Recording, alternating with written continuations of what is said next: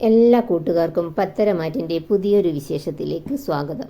അങ്ങനെ നയനയും നയനയുടെ ഡിസൈനും നയന കളക്ഷൻ എന്ന പേരിൽ ഫേമസ് ആവുകയാണ്. ഇത് ജലജയ്ക്കും അബിക്കും സഹിക്കാൻ കഴിയുന്നതിലും അപ്പുറമാണ്. ജലജയാണെങ്കിൽ അബിയെ കുറ്റപ്പെടുത്തിക്കൊണ്ടിരിക്കുകയാണ്. എടാ, അവളെ കള്ളിയാക്കാനാണ് ഞാൻ നിനക്ക് ബുദ്ധി ഉപദേശിച്ചു തന്നത്. എന്നിട്ട് അവൾ കള്ളിയായില്ലെന്ന് മാത്രമല്ല 10 പേർ അറിയുകയും ചെയ്തു. സോഷ്യൽ മീഡിയയിലൊക്കെ അവൾ വൈറലാണ്. ഇനിയിപ്പോൾ നയന കളക്ഷൻ എന്ന പേരിൽ അവൻ ഇനി ഫ്ലക്സ് ഒക്കെ വെക്കും നാടുനീളെ. എന്ന് വെച്ചാൽ പരസ്യത്തിന് വേണ്ടി വലിയ തുക മാറ്റി വെക്കും. അപ്പോൾ അബി പറയുന്നുണ്ട്, അതിനു വേണ്ടി കോടികളാണ് ചെലവഴിക്കുന്നത്, അതിൻ്റെ 100% പോലും എനിക്ക് തരുന്നില്ല. അപ്പോൾ ദേവയാനി പറയുന്നുണ്ട്, മണ്ടന്മാർക്ക് അതൊന്നും പറഞ്ഞിട്ടില്ല. അപ്പോൾ അബി വല്ലാതെ അങ്ങ് ദേഷ്യം വരികയാണ്.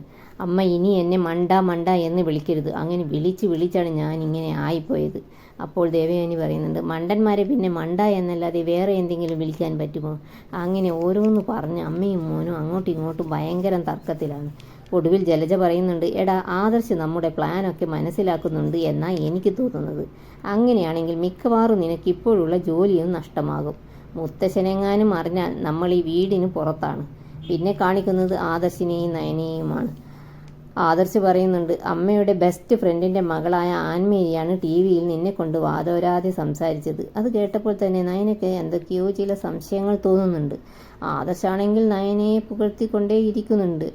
അവരങ്ങനെ വളരെ സന്തോഷത്തിലും സ്നേഹത്തിലുമാണ് ആ സമയത്ത്. ആദർശാണെങ്കിൽ നയന ഇൻ്റർനാഷണൽ ലെവലിൽ അറിയപ്പെടണമെന്നും പേരെടുക്കണമെന്നും എന്നൊക്കെ പറയുന്നുണ്ട്.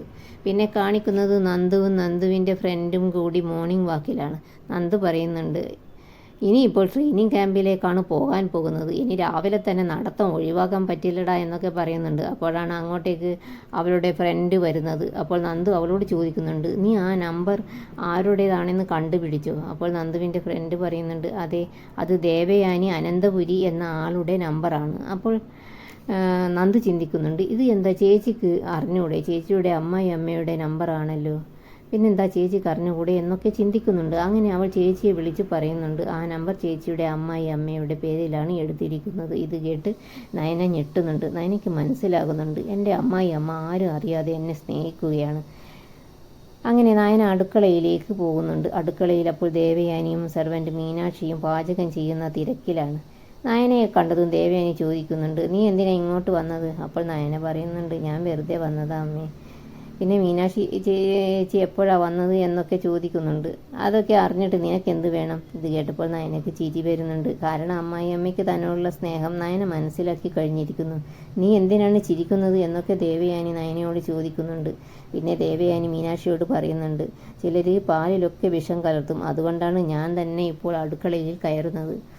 അപ്പോൾ മീനാക്ഷി പറയുന്നുണ്ട്, നയനമോൾ ഒരിക്കലും അങ്ങനെയൊന്നും ചെയ്യില്ല. അപ്പോൾ ദേവയാനി പറയുന്നുണ്ട്, അവളെ സപ്പോർട്ട് ചെയ്ത് നീ നിൻ്റെ ജോലി കളയണ്ട എന്ന്.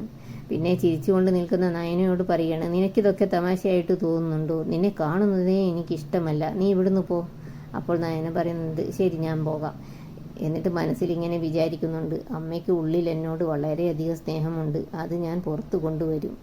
എന്നിട്ട് ആദർശിൻ്റെ അടുത്തേക്ക് വന്ന് പറയുന്നുണ്ട്, ആദർശേട്ടാ, ഞാൻ ഇന്ന് ഓഫീസിലേക്ക് വരുന്നില്ല, എനിക്കെന്തോ സുഖമില്ലാത്തതുപോലെ തോന്നുന്നു, തലവേദനയും ഉണ്ട് എന്ന് പറയണം. അപ്പോൾ ആദർശ് പറയുന്നുണ്ട്, എന്നാൽ ഞാനും ഇന്ന് ലീവ് എടുക്കാം എന്നൊക്കെ പറയുകയാണ്. അപ്പോൾ നയന പറയുന്നുണ്ട്, അതിൻ്റെ ഒന്നും ആവശ്യമില്ല, എനിക്ക് ചെറിയ രീതിയിലേ ഉള്ളൂ, ആദർശേട്ടൻ ലീവ് ഒന്നും എടുക്കണ്ട, ഇവിടെ എല്ലാവരും ഉണ്ടല്ലോ, പിന്നെ എന്തിനാ ആദർശേട്ടൻ ലീവ് എടുക്കുന്നത്? ശരി, എന്നാൽ നീ നന്നായിട്ട് റെസ്റ്റ് എടുക്കുക എന്ന് പറഞ്ഞിട്ട് ഓഫീസിലേക്ക് പോകുകയാണ്. അപ്പോൾ ദേവയാനി ചായയുമായി വരുന്നുണ്ട്. ഇവിടെ നയന എന്ന് ചോദിക്കുന്നുണ്ട്. അപ്പോൾ ആദർശ് പറയുന്നുണ്ട്, അവൾക്ക് നല്ല തലവേദന, അതുകൊണ്ട് അവൾ ഇന്ന് വരുന്നില്ല അമ്മേ എന്ന് പറയുകയാണ്. എന്താ അവൾക്ക് പെട്ടെന്നിങ്ങനെ തലവേദന? ഈ ചൂട് സമയത്ത് അതിരാവിലെ എണീറ്റ് കുളിക്കുകയല്ലേ, അങ്ങനെയുള്ളപ്പോൾ രാവിലെ മസാല ചായ കുടിക്കുന്നതാണ് നല്ലത് എന്ന് പറയുകയാണ് ദേവയാനി. അപ്പോൾ ആദർശ് പറയുന്നുണ്ട്, അങ്ങനെയാണെങ്കിൽ ഞാൻ പോയി അവൾക്ക് മസാല ചായ ഇട്ട് കൊടുക്കാം. ഓ, ഇതിനു വേണ്ടി നീ അടുക്കളയിലൊന്നും കയറണ്ട, ഞാൻ ഇട്ട് കൊടുത്തോളാം. അങ്ങനെ ആദർശ് ഓഫീസിലേക്ക് പോകുന്നുണ്ട്. പിന്നെ കാണിക്കുന്നത് ദേവയാനി ഭയങ്കര സങ്കടത്തിലും ഭയങ്കര പ്രാർത്ഥനയിലുമാണ്. ഭഗവാനെ, എൻ്റെ മോൾക്കൊന്നും വരുത്തരുത് എന്നൊക്കെ പ്രാർത്ഥിക്കുന്നുണ്ട്. എന്നിട്ട് മസാല ചായയൊക്കെ ഉണ്ടാക്കി നയനയുടെ അടുത്തേക്ക് വരുന്നതായിട്ട് കാണിച്ചുകൊണ്ടാണ് ഇന്നത്തെ എപ്പിസോഡ് ഇവിടെ അവസാനിക്കുന്നത്. നിങ്ങൾക്ക് ഈ വീഡിയോ ഇഷ്ടപ്പെടുകയാണെങ്കിൽ തീർച്ചയായും സബ്സ്ക്രൈബ്, ലൈക്ക് ഒക്കെ ചെയ്യണേ. Thanks for watching.